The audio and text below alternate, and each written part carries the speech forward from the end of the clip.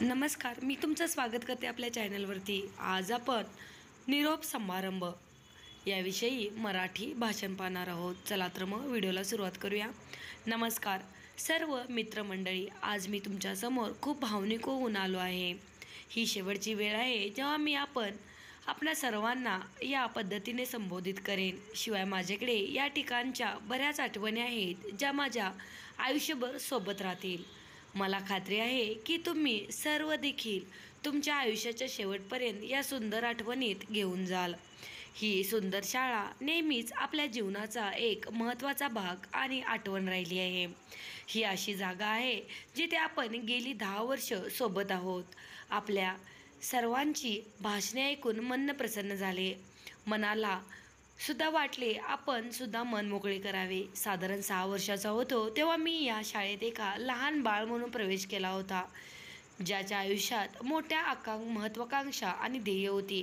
कोणास ठाऊक होते की एक 5 वर्षाचा एक लहान मुलगा या शाळेत 10 वर्ष थांबेल आणि एक आदर्श विद्यार्थी म्हणून आपले नाव करेल।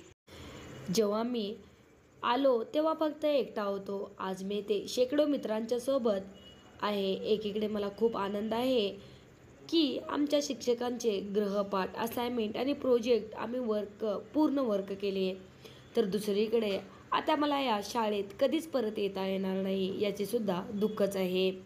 मी फक्त माझ्या मित्रांची आठवण काढेन असे नाही म्हटले तर ते योग्य ठरणार नाही। या शाळेतील असे अनेक शिक्षक आहेत जे फक्त माझ्यासाठी शिक्षकापेक्षा जास्त आहेत, जे आमचे मित्र आहेत आणि जे आमचे जीवन मार्गदर्शक आहेत। मी आज जो आहे तो मला घडविण्यात आणि माझे चारित्र्य घडविण्यात मदत केली आहे, त्याबद्दल मी प्रत्येक माझ्या मित्रांचा, माझ्या शिक्षकांचा आणि आमच्या कॅम्पसमध्ये सर्व शिक्षकेतर शिक्षकांचा सदैव आभारी आहे।